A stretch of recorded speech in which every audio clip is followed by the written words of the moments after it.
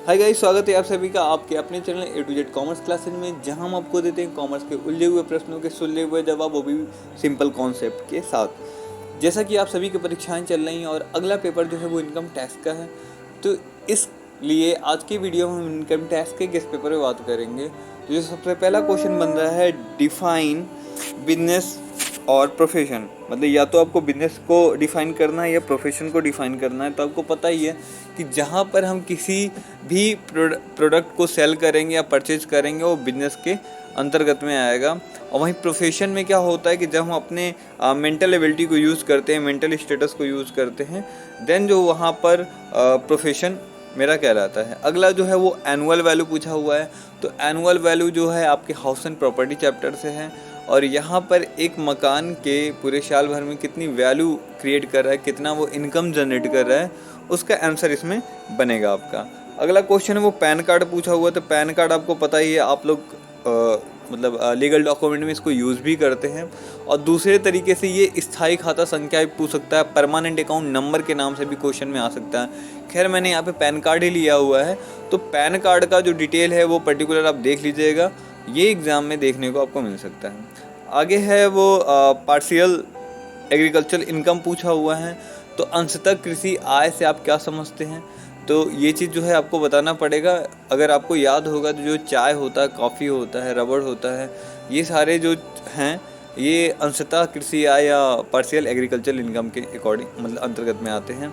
Next है specified employ क्या होता है। तो स्पेसिफाइड एम्प्लॉय तो सबसे पहला वो है जो संचालक मंडल में हो, पहला क्राइटेरिया। दूसरा क्राइटेरिया ये है कि उसके पास 20% के आसपास में स्टेक होल्डर हो, और लास्ट है कि उसे जो उसमें से मतलब सेक्शन 16 की तरह 50,000 माइनस करने के बाद जो वैल्यू आता है, नेट सैलरी बोल सकते हैं जिसको, या टैक्सेबल सैलरी जिसको बोलते हैं, वो 50,000 से अगर ज़्यादा होगा तो वो स्पेसिफाइड एम्प्लॉय कहलाएगा।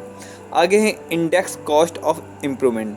तो आपको पता होगा जब भी कोई आप लॉन्ग टर्म के लिए अगर कैपिटल खरीदते हैं, ये कैपिटल गेन से ये क्वेश्चन, तो लॉन्ग टर्म के लिए अगर कोई पर्टिकुलर अगर आप चीज़ खरीदते हैं, तो जैसे प्रेजेंट में माना कि अगर कोई सामान 100 रुपये का है और आगे आने वाले समय में हो सकता है उसकी वैल्यू बढ़ जाए या घट जाए, तो मोस्टली ये जैसे गोल्ड है, गोल्ड का अगर आपने आज ख़रीदा है तो उसका अलग रेट होगा, इन फ्यूचर वो जाकर के अलग होगा। तो वहाँ पे हमें क्या उसका इंडेक्स वैल्यू जो है फाइंड आउट करना होगा।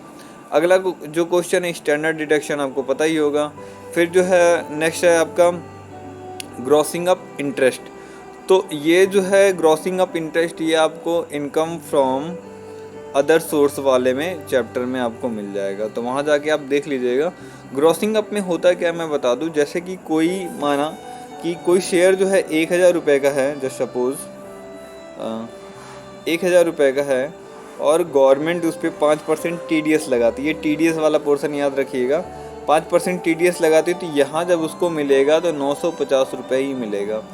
तो जब भी हम उसका किसी भी पर्सन का अगर हम उसकी टोटल सैलरी दिखाते हैं, ग्रॉस सैलरी दिखाते हैं, तो ऐसे कंडीशन में हम इसके जो सिक्योरिटी या जो भी शेयर हैं इसको ग्रॉस कर देंगे। ग्रॉस का मतलब हो गया कि 5% TDS काट दिया, मतलब 50 रुपये जो गवर्नमेंट को चला गया, एग्जैक्ट में उसको 950 मिला है। तो हम इसका 100% वैल्यू निकालने के लिए इसमें 100 के साथ मल्टीप्लाई करेंगे, और यहाँ पर 100 माइनस ये परसेंटेज की वैल्यू रख देंगे, तो 95 आएगा। 95 ये नीचे 95 आएगा, 95 से इसको कट करेंगे तो ये 95 आएगा। 1 टाइम में जाएगा, ये 10 टाइम में हो गया। तो यहाँ पर जब मल्टीप्लाई करेंगे एट द लास्ट हमको 1000 वैल्यू आ गया, तो ये दिख रहा होगा। तो ये ग्रॉसिंग अप का मेथड है, थोड़ा सा इसको डिटेल में आप देख लीजिएगा। आगे जो है डिस्कस करना है आपको 80C, 80G, 80E। तो 80C जो होता है वो आपका रिलेटेड है मतलब LIC प्रीमियम से हो गया, PF मतलब जितने भी तरह के आपको प्रीमियम देना उस प्रीमियम से रिलेटेड हो गया। तो इस वैल्यू को, और यहाँ पर 1.5 लाख तक इंजेक्शन है, ये देख लीजिएगा। आगे है 80G, G फॉर याद रखिएगा ग्रेटनेस। ग्रेटनेस मतलब महानता का अगर आप कोई काम करते हैं, जैसे कि किसी पुण्यार्थ संस्था में अगर आपने दान कर दिया है, PM केयर फंड में अगर आपने दान कर दिया, या इस जगह पे अगर आपने दान कर दिया, तो 80G के तहत वहाँ आपको डिडक्शन मिलना है। 80E में जो होता है, E फॉर देखिए याद रखिएगा एजुकेशन होता है। तो एजुकेशन में जब आप एजुकेशन लोन लेते हैं तो वहाँ पे जो आप ब्याज को जो चुकाते हैं, लोन पे जो इंटरेस्ट आप चुकाते हैं, तो उस इंटरेस्ट के भी यहाँ पे आपको जितना इंटरेस्ट आप चुकाएंगे उस इंटरेस्ट को आपको डिडक्शन यहाँ पे मिल जाएगा। आगे जो है आपका डीम्ड इनकम मानी गई आय क्या होता है। तो जैसे होता है ना, लोग थोड़ा सा ट्रांसफर करना शुरू कर देते हैं, जैसे होता किसी और का होता दे किसी और को देते हैं, तो इसको आप देख लीजिएगा। आगे है अपीलेट ट्रिब्यूनल क्या होता है। तो जो टैक्स प्लान जो करते हैं और कलेक्शन का जो काम करते हैं वो और वहाँ पर अगर कोई भी मतलब कलेक्शन हो गया, रिकवरी या कोई भी अगर इस तरह कोई भी प्रॉब्लम अगर क्रिएट होता है तो वो ट्रिब्यूनल ही देखता है। आगे देखिएगा कैजुअल इनकम क्या होता है। तो कैजुअल इनकम आपको पता है ऐसा नेचर, इसका जो मेन नेचर होता है वो रिकरिंग नेचर का नहीं होता, बार बार होने वाली प्रकृति का नहीं होता, वो सिर्फ एक बार होता है और संयोग बस हो जाता है। जैसे आपने लॉटरी में अगर नंबर लगाया और आपने 9 नंबर अगर ले रखा है, तो 9 नंबर अगर आपके लॉटरी में खुल गया तो ये सिर्फ एक ही बार होगा, हर बार नहीं होगा। और जैसे घोड़े पे अगर आपने पैसे लगा दिए तो घुड़दौड़ में अगर वो जीत गए तो ही आपको पैसा मिलना है, अदरवाइज नहीं मिलना है। आगे है एसेसी इन डिफ़ॉल्ट, मतलब चूक का करदाता क्या होता है। तो चूक का करदाता ऐसा होता है, जैसे मान लीजिए कि ए है एम्प्लॉय है, किसी संस्था में पर्टिकुलर काम करता है, उसका एम्प्लॉयर जो है बी है, एम्प्लॉयर, ये याद रखिएगा। और यहाँ पर एम्प्लॉयर का जो काम है वो 5% TDS काट करके गवर्नमेंट को जमा कर देना है और इसको 95% का पेमेंट कर देना है। तो हर बार ये क्या होता है, ये 95% का तो पेमेंट ले लेता था, लेकिन गलती से एक बार बी ने क्या कर दिया, इसको 95 ही रुपया या 95% की वैल्यूएशन दिया। ये 5% जो है गवर्नमेंट को चुकाना बी जो भूल गया था, ऐसे कंडीशन में वो चूका करदाता कहलाता है। अगला जो क्वेश्चन है वो आपको पर्सन से आप क्या समझते हैं। तो पर्सन को आप देख लीजिएगा, आई थिंक ये 210 के अकॉर्डिंग शायद बताया जाता है, तो ये चीज़ आप देख लीजिएगा। आगे जो है how many types of the security कितने तरीके होते हैं वो देख लीजिएगा। TDS को भी आप देख लीजिएगा, और TDS में जैसे सेक्शन दिए हुए हैं 192 जो है, 193 है, 194 है, 192A भी है इसमें। तो ये सारा डिटेल अगर आप देख के जाएंगे तो आंसर करने में आपको आसानी होगी। ग्रेजुटी क्या होता है। तो ग्रेजुटी आपको पता है, ये रिटायरमेंट वाले चैप्टर से लिया गया है इस क्वेश्चन को। और इसमें जब क्या होता है कि पर्सन की डेथ हो जाती है या फिर रिटायर हो जाता है, उसको कुछ ग्रेजुटी की कुछ अमाउंट मिलती है, तो वो चीज़ है।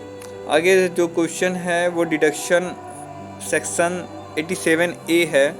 87 को एक बार आप गूगल कर लीजिएगा, हो सकता है बुक में आपको नहीं मिले, और मैं आपको एक बार बता देता हूँ, दिखा देता हूँ, आप यहीं से देख सकते हैं, जस्ट वेट। जैसे कि 87A वाले सेक्शन में बताया कि 10% टैक्स स्लैब के तहत आने वाले करदाताओं को राहत देने के लिए आयकर अधिनियम 1961 की धारा 87A की शुरू की गई है थी। यदि कोई व्यक्ति जिसकी कुल शुद्ध आय 5 लाख रुपए से अधिक नहीं है तो वह आयकर अधिनियम 87A के तहत कर की छूट का दावा वो कर सकता है। तो बस इतना सिंपल सा याद रखिएगा, बस 10% अगर टैक्स स्लैब में होगा और ऐसे कंडीशन में और उसका 5 लाख से अधिक नहीं होगा तो वो 87A का दावा कर सकता है। और यहाँ से उसको लगभग एक सीरीज़ रहेगा, 10,000 12,000 इस टाइप का कुछ सीरीज़ है, वो सीरीज़ आप डिटेल थोड़ा देख लीजिएगा तो वो आपका हो जाएगा आई थिंक। तो मैंने इतना बता दिया है।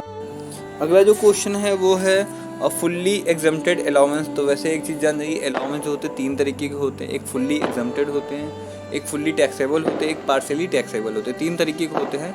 तो उसमें से एक टाइप यहाँ पे पूछा हुआ है, अगर अलाउंस के लॉन्ग के क्वेश्चन बनेंगे तो वहाँ पे आपको तीनों ही डिनोट करना पड़ेगा।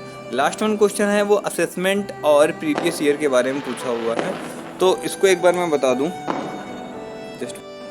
अब देखिएगा, जैसे कि प्रीवियस ईयर की बात करें तो जैसे हम जस्ट सपोज कि अगर 2020 है और 2021 है, तो पहली बात तो ये 1 अप्रैल से स्टार्ट होता है और 31 मार्च को ये ख़त्म होता है, इतना तो याद ही होगा आपको।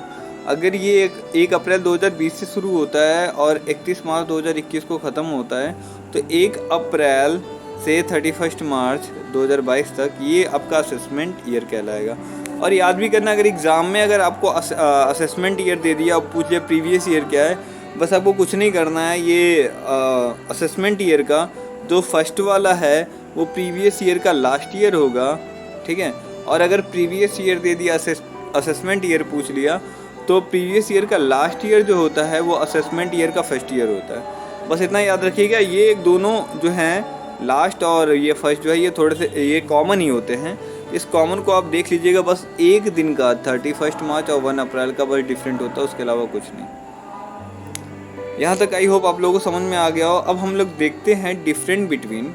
अब हम डिफरेंट बिटवीन 3 क्वेश्चन हमने ले रखा है। एक जो है टैक्स प्लानिंग, टैक्स एविडेंस और टैक्स एविएशन, मतलब कर नियोजन, कर बचाव और कर अपवंचन। ये 3 अलग टाइप के हैं, इसको आप देख लीजिएगा। इसमें कुछ लीगल हैं, कुछ इलीगल हैं उसको।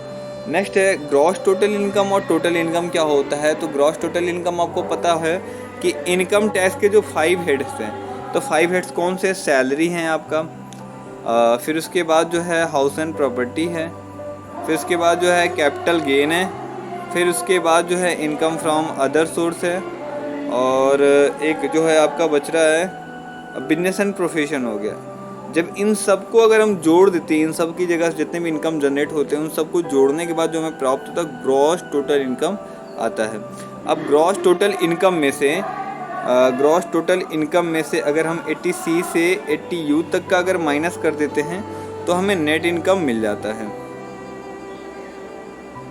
आई होप यहाँ तक आप लोगों को समझ में आ गया होगा। Just wait. अगला जो क्वेश्चन है वो प्रोविडेंट फंड और अनरिकॉग्नाइज्ड प्रोविडेंट फंड से पूछा हुआ है। तो ये 3 डिफरेंट जो है आप लोग याद कर लीजिएगा। आगे के हम कुछ क्वेश्चन देखते हैं। सबसे पहला जो क्वेश्चन है वो लॉन्ग में है। ये आपका जो है कृषि आय की गणना कीजिए तथा उदाहरण सहित समझाइए कि कृषि आय के कर दायित्व तो क्या बनते हैं। तो कृषि आय तो नॉर्मली आपको पता है ये आपका कर मुक्त होता है, लेकिन इसके कुछ डिटेल जो है अगर आप बुक से पढ़ेंगे तो वहाँ आपको लॉन्ग में मिलेंगे। नेक्स्ट है जो कर निर्धारण अधिकारियों के अधिकार एवं कार्य एवं कर्तव्य, इन सारी चीज़ को आपको बताना होगा क्वेश्चन में। नेक्स्ट है फिर से उद्गम स्थान पर कर की कटौती तथा इसके क्या क्या प्रावधान है। तो मैंने पहले ही बताया था 192 है, 193 है, 194, इस तरह करके जो कुछ सेक्शन दिए हुए हैं उस सेक्शन को आप डिटेल में देख लीजिएगा। कुल आय की गणना में हानियों की पूर्ति के प्रावधान। तो जब भी हम देखिए, पहली बात तो हर बिजनेस में या हर जितने भी 5 मैंने हेड बताए उसमें कुछ ना कुछ लॉसेस होते हैं, तो उस लॉसेस को सेट अप करना पड़ता है, कैरेट फॉरवर्ड करते सेट अप करते हैं। तो इससे रिलेटेड जो है आप जो है अपने बुक से देख लीजिएगा। जैसे कि अगर बिजनेस से लॉस होता है तो अगले 8 सालों तक बढ़ेगा, इस तरह की चीज़ें हैं जो आपको बताना होगा। नेक्स्ट, एक व्यक्ति की आय दूसरे की आय कब मानी जाती है, कब बन जाती है, इसका भी डिटेल आप देख लीजिएगा। जैसे किसी व्यक्ति की डेथ हो जाती है तो उसके जो उत्तराधिकारी होते हैं उसको मिलता है, तो ये सारी चीज़ें जो है आप देख लीजिएगा। व्यापार की आय की गणना करने में आयकर अधिकारी के स्पष्ट अस्वीकृत व्ययों को समझाइए। तो व्यापार वाले चैप्टर में जब आप जाएंगे तो वहाँ आपको मिल जाएगा ये क्वेश्चन, आपकी बुक में भी यही है। नेक्स्ट है अनुलाभ तथा भत्ता का अर्थ एवं प्रकार बताइए। देखिए, या तो अनुलाभ पूछ सकता है या तो भत्ता पूछ सकता है, दोनों में से कोई एक पूछ सकता है, तो यहाँ पर आप लोग देख लीजिएगा। नेक्स्ट है अल्पकालीन एवं दीर्घकालीन पूंजी के लाभ को समझाइए। तो अल्पकालीन दीर्घकालीन आपको पता ही है, कुछ कंडीशन में 36 महीने हैं, कुछ कंडीशन में 12 महीने हैं। तो 36 महीने से अगर कम रहेंगे तो वो अल्पकालीन में रहेगा, 36 महीने ज़्यादा रहेंगे दीर्घकालीन रहेगा। तो यहाँ तक ये सारे क्वेश्चन हैं। आई होप आप लोग को सारे क्वेश्चन समझ में आए होंगे और आपके बहुत सारे क्वेश्चन तैयार भी होंगे।